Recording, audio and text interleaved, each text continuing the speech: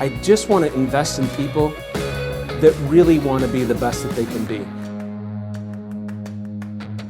Okay. Hello, Really everyone. do. It's Todd I really Scrima, do. and okay. Sorry, guys, you're interrupting me and Jim in an argument. Robyn, LaVassaur, and Jim Reed, and we're talking about the future of the mortgage industry. Now, this is a huge topic. We have no clue, just so you're all clear. We have no clue what the future is, but we'll take some stabs and I think it's fun to strategize and to think about the future. I think the future scares a lot of people. I remember when bottled water first came out 40 years ago, and I was like, that's the stupidest idea I've ever heard of. Totally. Okay? Who needs bottled water? It's free. Okay. But now I believe in it. So things do change, things evolve. I know that there is going to be, I watched a whole article or video on this where Elon Musk is developing a robot for $20,000, and it will take the kids to school. It will mow your grass. It will do all your laundry. It will make the meals. It'll do That's all. the Yes, Jetsons, bro. That's the Jetsons. I'm telling you, the Jetson lifestyle is here in about 7 years. Maybe 5 years. They will have that robot. It will happen. Oh, 100%. 100%. One other thing, I'm just kind of opening our brains, and then we'll go around the horn. I'm working on a so I got to know this guy. I do a lot of sales funnels in different businesses. Okay. Hold on. So I get to know a guy who is in this space, and I got to know him pretty well. And he recently became a head of sales for an AI company. So long story short, he has this AI bot call me on my cell phone while he's on Zoom and sold me on a consulting company, which just made up. So I try and stump it. I'm like, well, how long's the company been in business? Answered, just like a human would. I said, well, who owns the company? I think I said damn company. Like I kind of acted mad. His voice went down, like to counteract my increase. Swear to God. Anyway, it was a 15-minute conversation with a computer, and he was awesome. So there are going to be changes. I don't say those things to freak people. You just took away my job, so I'm not sure it's all awesome. No, listen, we didn't know what to do with the horse and buggies when the car came out. So there is a natural evolution. You're not going to stop it. All that stuff's going to happen. AI, just to give you an example, I don't know if this is true. This is what this gentleman told me, or this is what my financial planner told me.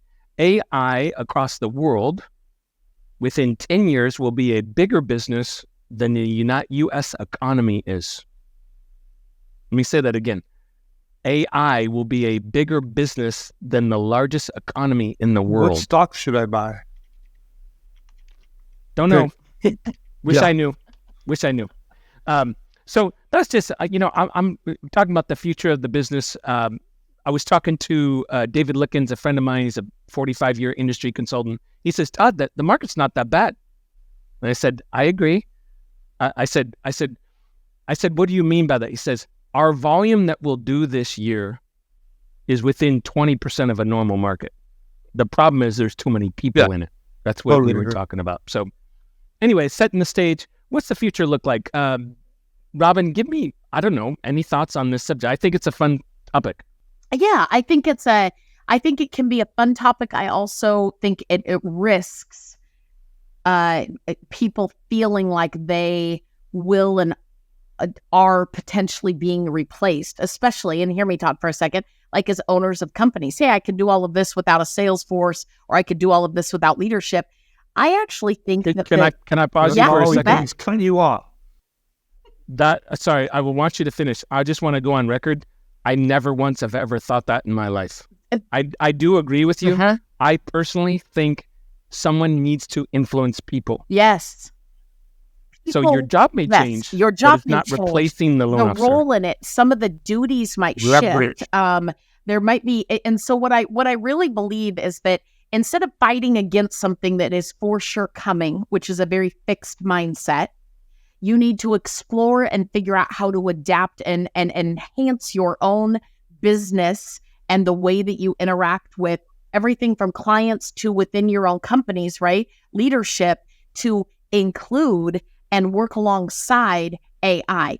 It doesn't have to be a replacement. And I think that one of the dangerous spaces is fear and or overexcitement can say, let's replace everything. I actually think they are meant to coexist, right? People are always going to need connection with people. But technology, I guarantee you when the first bit of internet/email came out, everybody wanted to stay by spinning a phone, right? Like, I'm going to call them directly and we're going to go meet type of thing. All of a sudden we're on Teams and on Zoom recording videos. That didn't used to exist. And so I believe that turning your head is not the right decision as a loan officer or a company. I think what we have to do is say, hey, let's explore what AI is doing and figure out how we fit it in to enhance our business, but not replace the human elements of what is needed in the industry. Yeah.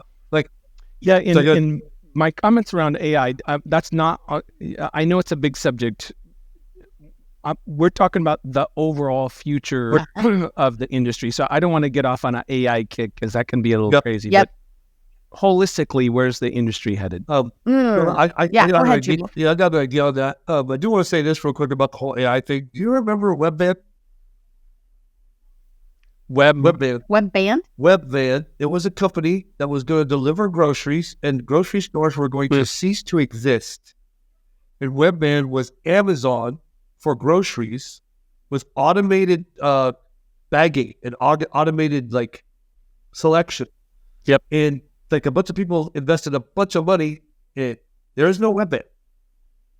It's really about who uses the new tool properly, not if the tool replaces an industry. That's the way I think about it. Because the people do get their groceries delivered. It's ancillary to an existing grocery store for the people who like that. That's what AI will be in some format, is my opinion. I had some thoughts. Is it okay if I share some thoughts? This is the future of the market. So I'm going to bullet point it in future of our industry. Future of our industry. I think that the days of a guy or a girl doing 1 or 1.5 loans a month and being able to kind of provide for their family are going to be gone. I do. I think that there will be more closings per loan officer in the not too distant future. I think that there will be way more closings per loan officer in the not too distant future. I think the people who utilize team properly are going to be set to take advantage of that. And I think that there's going to be a lot less loan officers. A lot. Still. I really do believe that. And I can support that. My thoughts come from, hey, margins are shrinking. And brokers are discounting their fees by going borrower paid and charging ridiculously low money that doesn't even, you can't even make it make sense, but they're feeling like they don't have a choice. And I think with all that, water stops slashing back and forth in the bathtub. That's where it's going to settle is. Really good loan officers doing a lot of closings per loan officer with team. They're probably making less money per deal. That's what I think. You think I'm crazy? Because we never thought about that. You're usually pretty smart. No, I just got a comment. I think you've kind of seen this a bit in the financial planning world. Now, remember the financial planning's that's one industry that's been through deregulation, massive oversight, a lot of hard markets. It's similar, but it's also 10, 20 years further than us in a lot of ways. And you've seen some of that. When I first, I think I've told this story on this podcast years ago. I had a gentleman that I walked into. I wanted to invest. I'd saved $5,000 in my 20s, and I wanted to invest in the stock market. So I walked into. Let me not say the company because it sounds bad about the company, and it wasn't the company; it was the person. This guy took my $5,000. I remember his name, and he traded it like 3-4 times a day to get commissions, and wasted all my money. Like that became illegal later on, right? That constant churning of investment accounts. I guarantee you that guy's not in the business anymore. So I know quite a few financial planners these days. I used to feel 30 years ago that they were kind of slimy. I don't love that word, but that's how I felt. I don't feel that anymore. It's a more professional business. in general.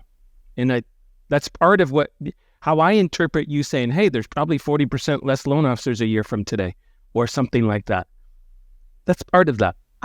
I agree that I think it'll weed down, but I also believe that there is a risk, and real estate's always been a little bit subject to this. Like, I believe the barrier entry for what we do should be higher.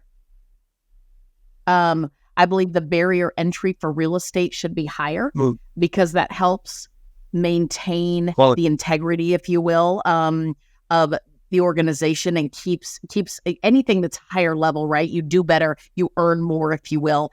I think that the risk right now, and that real estate's always been a little bit up against, is candidly part-timers.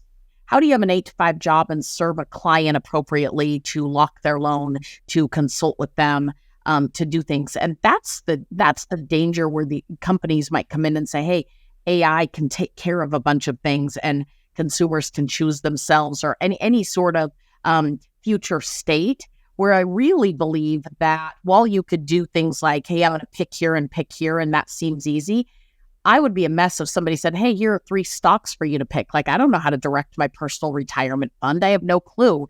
It auto picks for me, probably does a good job, but I can tell you, I've made personal adjustments based on other people's recommendations, and it's done better. It's done better by comparison than what somebody that didn't make those adjustments, because there was a human being saying, here's what I know, here's how we can adjust. I think that one of the risks to this right now is people getting in with low barrier entry. Hey, I have my license, I'll dabble in loans here and there, and I'll dabble in real estate. I hope that the future state is a higher level, higher barrier entry, and ultimately full-time professionals doing the work. I kind of like having the people as competition, though, to be 100% honest. I mean, agreed with that. I make myself look pretty good that way. I had something that was just there. You were talking about barriers to entry. You'll come back to it. Yeah, a couple of comments. First of all, in general, I agree. I think that Uber is a good side hustle. I don't think trying to do loans on the side is a good side. It's too complicated, is what you're saying. It's what you're talking about. I think that AI and that technology will be used. I think the proper use of that will be for an originator like myself or Robyn that's running a branch in a purchase-based branch. You know what I mean? Like, those are there's a saying in real estate, listers last. And in lending, it's purchasers, they dominate, right? They stay. And so I think that what popped into my head while Robyn was talking is, I think AI will be more utilized when rates dip and you're doing refinances, that may be a tool that gets accurately used for. I just wanted to say, and that's not a threat to me at all. That's maybe some frosting on my cake. But I just think that people need to not worry about it, to your point from when we started. Okay, let me throw one more thought at you, and this is, I wrote down the word commitment, and here's what I mean. I truly believe. Jim and I have an acquaintance that owns 14 sushi restaurants. Taro, I'm talking about. I personally met him, came to my house and made dinner one night for a charity thing, got to know him, stayed in touch with him. All he does is sushi. He has the best sauces of anybody that Jim and I have eaten sushi all over the world. Out of Sacramento and go to Lacoon. Yeah. So his commitment level, when you hear him talk about sushi, it's like an art form. It's like he works on the process. And he told me a story one time. I'm like, how'd you come up with these sauces? He's like, hundreds of hours of experimentation. Hundreds of hours. Like, this little horseradish and this one just made it sparkle, And so the overall commitment level of any industry, I think, is... like, the days of everything being easy in mortgage, because it's a lot harder, only the committed people will stay in general, right? So. And I was talking to one of my loan officers yesterday, and he's super committed. I said, I just point blank asked him, he's having a hard time. I said, are you thinking of getting out? He said, nope. I could tell by how fast he answered. Yeah. Now, there's another loan officer I left a voicemail for, is getting out. He's not saying it, and he tells me no, but his actions say yes. Yeah. So I just think there is a commitment. And by the way, when I say that, it sounds like I'm bashing people. Here's what I mean by that. I believe that there is a calling and a passion for if you pay attention, for everybody. Mm-hmm. And it can be very different. But find out what that is and go all in. Oh, yeah. Right? That's kind of my mindset. If you're passionate about saving pets, go save some pets and find a way to make money.